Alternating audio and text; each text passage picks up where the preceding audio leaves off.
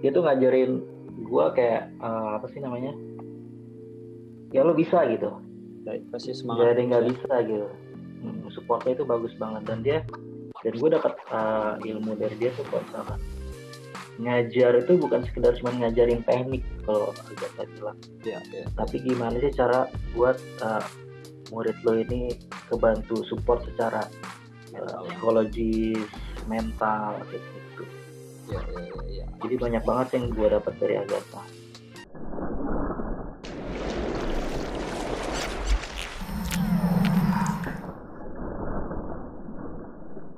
Inilah dia Yuji Fujito, teman-teman. Yuji Fujito ini adalah seorang instruktur freediving, salah satu founder mungkin dari Wonder Blue Freediving Schools ya. Ya Om. Sepak terjangnya dia di dunia freediving mulai dari belajar sama si A, si B, magang di tempat ini, magang di tempat itu, struggling di tahun-tahun pertama ya, sampai akhirnya pernah juga berkolaborasi di beberapa event internasional, kemudian pernah jadi atlet freediving juga, kemudian banyaklah pengalamannya si Yuji ini yang bisa kita sharing. Apa kabar Ji? Baik Om, alhamdulillah. Om Cepe apa kabar nih? Alhamdulillah baik. Lu di mana ini sekarang? Mana? Lagi di Bogor nih Om. Ngajar gimana? Ngajar masih lancar atau belum schedule? Ya alhamdulillah sih Om, kalau ngajar ya masih sih. Cuman ya emang nggak ini. Ya mungkin kalau lagi pandemi juga kan orang-orang pada takut untuk ke tempat umum juga. Gitu. Ya, tapi lu sekarang base-nya di mana sih Ji? Kan dulu gue tahu lu di Bali, terus lu pindah lagi ke Jakarta, atau lu di Bandung? Karena kan lu aslinya kan originalnya Bandung. Apa lu di mana nih? Bandung, Jakarta, apa Bali? Kalau sekarang sih base gue di Jakarta Om. Jakarta ya. Gitu. Jadi buat teman-teman yang pengen belajar, tapi sebenarnya lu open juga ya kalau misalnya ada yang mau di luar ya, kota juga open ya. Iya. Menarik. By request aja sih. Iya. Jadi pokoknya kalian langsung masuk aja di Wonder Blue Freediving. Di situ ada websitenya atau ada nomor kontaknya, kalian bisa langsung kontak aja di situ. Bagi teman-teman yang pengen belajar sama Yuji Fujito, bisa langsung kontak dia di situ atau langsung DM aja ke akun Instagramnya di Yuji Fujito. Ya. Gila keren. Bro, kita ngomong-ngomong soal perjalanan karir lu di dunia freediving.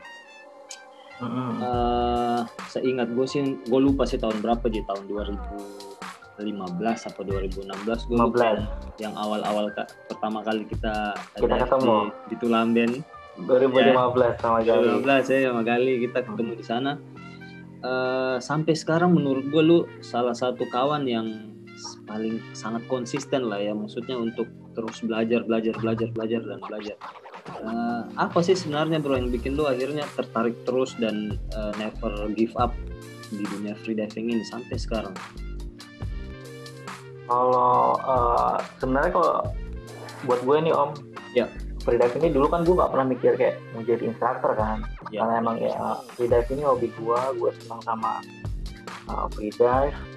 Nah yang bikin gue kayak kenapa freedive sampai sekarang, apa ya, belajar freedive tuh unik gitu. Ya lo tau lah, gue dulu belajar freedive nyelam 2 meter aja nggak bisa kan gitu kan. Boro-boro bisa jadi instruktur kepikiran, tapi betul. Di luar itu ternyata dengan dengan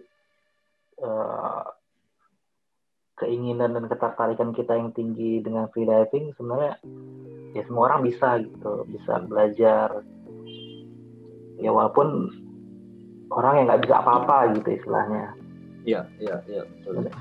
Nah gue sebenarnya kayak penasaran gitu, kok Gali bisa sih, kok lu bisa gitu kan. Dulu kan gue lihat lu Gali lu bisa nyelam 20-30 meter, sedangkan gue cuma bisa nyelam kayak 3 meter doang. Agus juga bisa dalam-dalam gitu. Dari situ gue kayak merasa mereka juga bisa, kenapa gue enggak gitu. Apa nih yang bikin gue nggak bisa gitu. Dari situlah gue mulai belajar kayak cari tahu dan yang ngikutin gitu prosesnya gitu sih, lebih ke penasarannya. Iya betul, dan memang betul ya teman-teman. Jadi bukan bohong ya, bukannya mau merendah juga, cuma memang dulu si Yuji ini memang susah untuk mau menyelam agak dalam, karena ingat kita diving di rock di Kelamben, gue pikir sih iya maksudnya kurang lebih kayak gitu lah, tapi dengan kegigihannya dia pengen belajar, akhirnya sekarang tidak ada yang tidak mungkin ya, semua sekarang sudah lebih enak lah ya, sudah lebih enak by proses berkat support Gali dan Om Cukai juga Pak. Wah ya, amin, thank you. Maksudnya kerja kerasmu itu loh, kita kan cuma support lah, tapi kan lu yang kerja keras. Itulah yang gue pengen sampaikan ke teman-teman, jangan pernah putus asa teman-teman. Jadi kalau kalian memang punya tujuan mau jadi instruktur kayak, mau jadi freediver yang jago kayak, mau jadi atlet profesional kayak, tunjukin kalian latihan, kerja keras, cari orang yang tepat jadi teman kalian untuk latihan, pasti bisa ya Ji ya. Iya. Ya, kalau kita ngomong soal history freediving, karir Ji, lu mulai dari mana nih? Lu tersertified di mana, kemudian sampai akhirnya jadi instruktur? Singkat aja. Singkatnya sih, pertama gue belajar freediving itu, gue ambil apnea total kan waktu itu di apnea Bali di Tulamben. Ya. Lanjut, nah dari situ gue lanjut diffusion waktu itu, pure apnea level 1. Terus ya kepikiran untuk kayak magang kayak gitu Om, untuk kayak coba gitu. Toh gue nggak punya kerjaan juga waktu itu kan, jadi kenapa enggak gue kayak belajar fokusin freedive ini gitu, dilanjutin. Akhirnya gue magang di Amet itu untuk kayak lanjut ambil AIDA 3, terus lanjut AIDA 4 sama Agatha, ya sampai akhirnya ambil instruktur course juga di sana. Itu pun nggak langsung kelar Om kan, instrukturnya lu juga tahu kan. Iya. Gue hanya pertama itu hanya ngajar PD doang gitu, karena emang requirement-nya masih kurang gitu, belum bisa ngajar untuk organisasi lain yang minimum depth-nya ada kayak 40 meter kayak gitu. Nah setelah jadi instruktur PD itu, sebelumnya gue belum buka sendiri, dulu kan masih ngajar di Fusion, masih bantu Agatha juga di sana. Kurang lebih kalau nggak salah 1 tahun lebih lah ya, 1 tahun setengah lah, 1 tahun lebih lah untuk kayak asis dan bantu Agatha ngajar di dive center di sana di Aman. Iya, gue tahu banget tuh. Terus mulai buka sendiri sih setelah Agatha, instruktur gue si Agatha ini ke luar Indonesia, udah nggak di sana lagi. Ya, akhirnya gue memutuskan untuk kenapa nggak coba buka sendiri gitu di Bali. Gitu. Itu 2017 nggak salah, 2017-an 2018. Itu gue baru ngajar PD aja. Gue hampir kayak 2 tahunan lebih yang di Bali itu. Iya. Coba untuk kayak ngebangun sendiri si Wonder Blue ini gitu. Cuman apa ya namanya, usaha kan nggak lancar terus kan Om gitu kan. Iya. Itu sampai akhirnya 2019 kemarin gue pindah ke Jakarta sampai sekarang. Jadi ada nama Agatha di situ dan ada PD di situ, PD freediving. Nah, Agatha gue kenal, maksudnya apa sih sebenarnya yang lu bisa ambil dari proses magang lu atau jadi asistennya si Agatha itu selama kurang lebih 1 tahun setengah. Gue tahu Agatha seorang instruktur yang hebat ya. Itu hari ya dia kategori deep diving ya, cuman begitu dia di Fusion kayaknya dia udah stop untuk terlalu fokus ke deep diving, tapi dia fokus ke ngajar. Nah, lu beruntung juga karena sempat ngasih seorang champion freediver. Menurut lu gimana Ji, perasaan lu waktu magang bareng dia?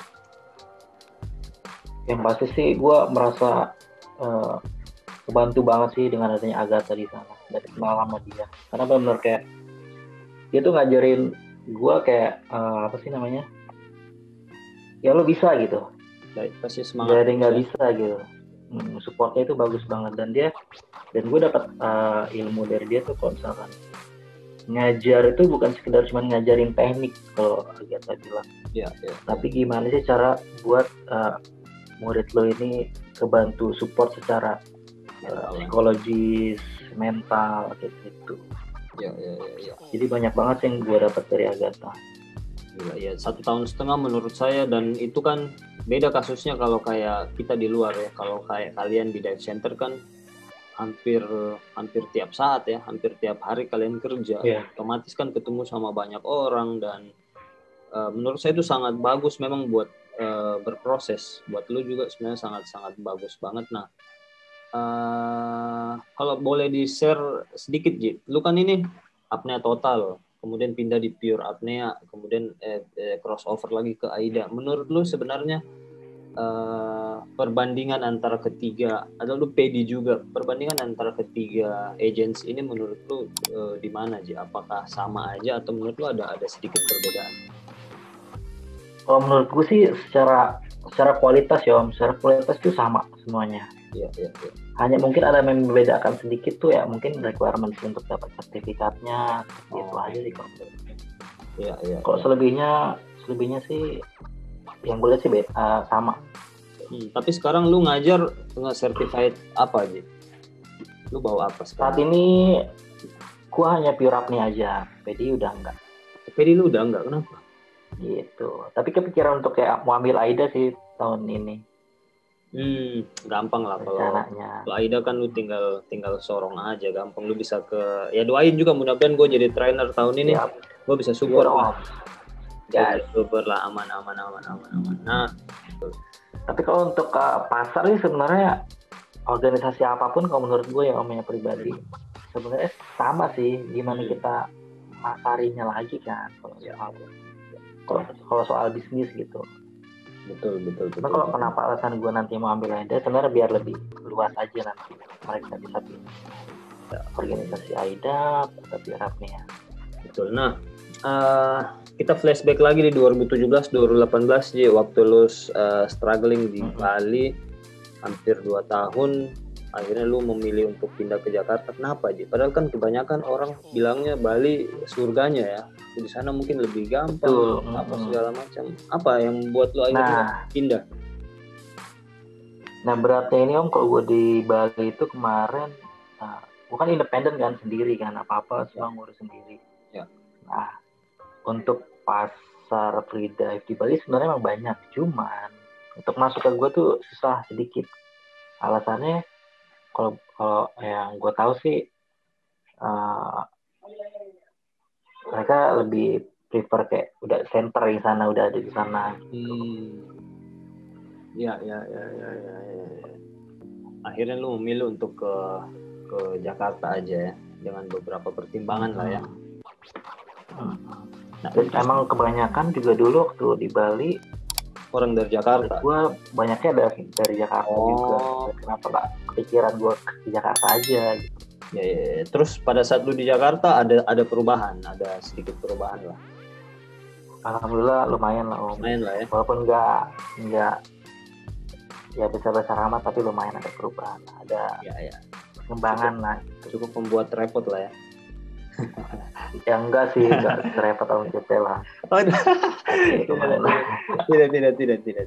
Nah, jadi kita ngomong soal Wonder Blue Freediving yang santai-santai aja. Ada agenda apa lagi nih? Kita kan dulu pernah ngobrol ya, teman-teman yang belum pernah nonton video ngobrol gue sama Yuju Fujito, nanti kalian bisa klik link di atas.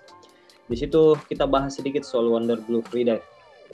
Nah, Ji, apa kabar Wonder Blue Freedive sekarang? Apa program-program kedepannya lagi gimana nih, Ji? Kalau program ini sebenarnya hampir sama kayak waktu itu kita omongin di dulu video YouTube Om Jupe yang sebelumnya sih, sama, masih ada program recreational freedive-nya, dimana destinasinya itu kan kayak Kedrawan, Labuan Bajo gitu.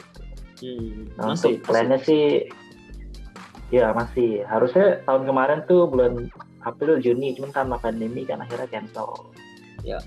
Nah, untuk tahun ini kita ada plan juga bulan April. Nah, mudah-mudahan sih kalau nggak ada kendala ya insya Allah jadi gitu. Tapi kalau misalkan emang ada kendala ya karena pandemi ya mungkin diundur lagi gitu. Itu di mana lokasinya, di Derawan? Yang April ini Derawan. Nah tujuannya juga sama sih sebenarnya, gue buka open itu buat umum, supaya orang tahu kayak free dive gitu. Gue juga pengen sih kayak begitu, cuman apa ya, gue harus belajar lagi buat nge-handle trip apa segala macam. Gue pengen sih, cuma nantilah gue lihat ada peluang, gue coba ya jalanin. Ribet sih soalnya, ribet ya. Lumayan sih, tapi timur juga kan bagus loh lautnya apalagi. Iya sih, cuma ya gue juga gitulah, nanti gue coba pikir-pikir gimana sih bagusnya. Ya terus Ji, sepanjang karir lu sebagai seorang instruktur nih Ji, gue mau nanya, menurut lu apa sih arti instruktur freediving menurut Yuji Fujito ini? Kalau orang nanya instruktur freediving ini apa sih yang terlintas di kepala lu? Ya menurut gue pribadi sih Om, instruktur freediving itu ya orang berdedikasi gitu, maksudnya berperan dalam perkembangan freediving ini sendiri. Terus bukan sekedar hanya soal ya emang bisnis gitu, tapi ada yang lebih gitu dari soal bisnis gitu. Tapi ya soal tanggung jawabnya gimana supaya freediving ini tetap maju di Indonesia, terus ya tetap nama baik freediving ini tetap baik gitu, nggak ada yang jelek. Iya betul gitu sih Om.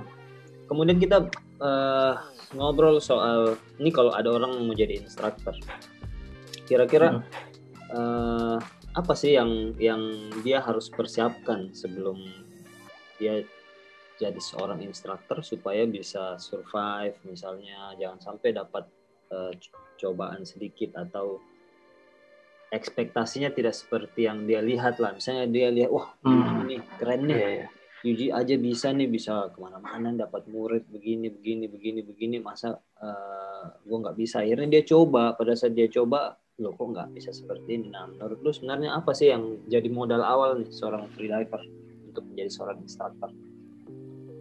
Pertama sih ya jelas, pertama kan punya modal ya Om, duit gitu lah. Punya modal, itu yang pertama jelas. Yang kedua sih harus tahu nanti mau jadi instruktur mau dibawa kemana, apakah untuk cari penghasilan kayak saya kah, atau hanya untuk ya sekedar ambil ilmunya aja kah gitu. Jadi di plan dulu sebelum untuk memutuskan untuk ambil instruktur itu mau ngapain gitu, mau ke arah mana. Terus ya itu sih plannya, nanti mau ngajar di mana kayak gitu. Ya betul, menarik. Kalau secara skill di luar mentransfer teks yang ada di manual book ya, seorang apa sih yang harus dimiliki dari seorang instruktur freediving ini?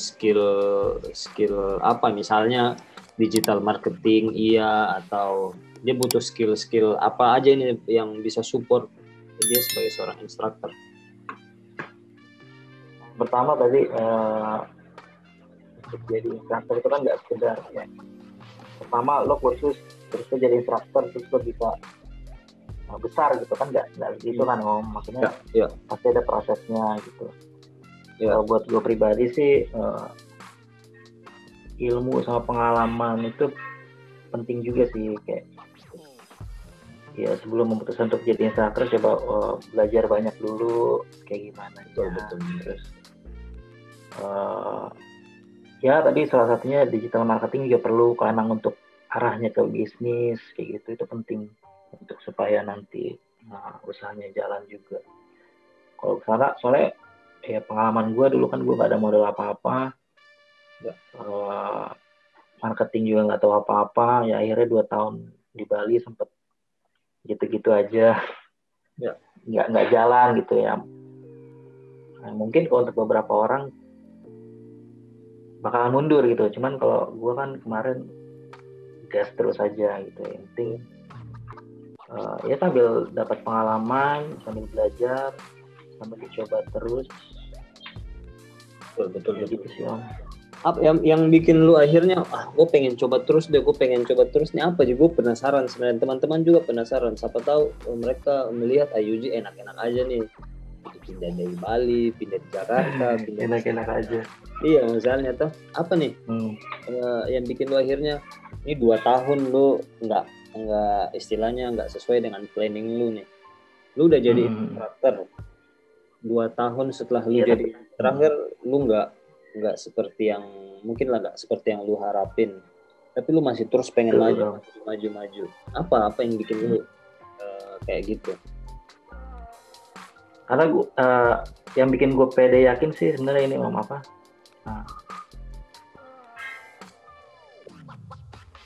ya, pokoknya kalau gue prinsipnya jangan tanggung lah, jangan kayak setengah jalan terus udah gitu. Kalau mau di situ jadi terus ya, mau itu nanti jelek kan, nanti kalau soal hasil mah misalnya belakangan lah gitu, misalnya kan ikhtiar gitu, berusaha. Betul. Itu Om. Dan lu punya banyak teman-teman juga yang mau bantu dan iya, alhamdulillahnya yang support sih banyak gitu. Ya. Tapi emang sempat ada pernah gitu sih Om, kepikiran kayak aduh ya udah aja lah gitu, mending gua balik lagi ngantor gitu. Pernah sih Om ada kepikiran kayak gitu. Cuman ya balik lagi ya itu gue bilang wah sayang gitu kalau gue udah setengah jalan kayak gini tapi gue berhenti gitu. Betul ya. Menarik ya Ji, menarik. Gue senang sih, mudah-mudahan juga teman-teman yang nonton video ini kalian bisa ambil sesuatu yang bisa memotivasi juga teman-teman. Intinya kita tetap semangat, apalagi di masa pandemi kayak begini, semua lini, semua usaha semua kena lah ya, apapun itu. Iya. Kita tetap semangat. Najib, gue terakhir main games seperti yang teman-teman instruktur yang lain. Gue punya beberapa pertanyaan, lu harus jawab cepat. Cuman 5 atau 6 pertanyaan aja sih, Ji. Lu harus jawab yang cepat. Yang pertama, lu lebih milih mana nih, Bali atau Jakarta? Jakarta. Kalau lu lebih pilih mana nih, jadi atlet kah atau lu jadi pelatih? Pelatih Om. Lu lebih pilih mana Ji? Punya dive center sendiri atau lu bekerja di satu dive center yang besar banget? Punya dive center sendiri. Nah, next, lu pilih yang mana Ji?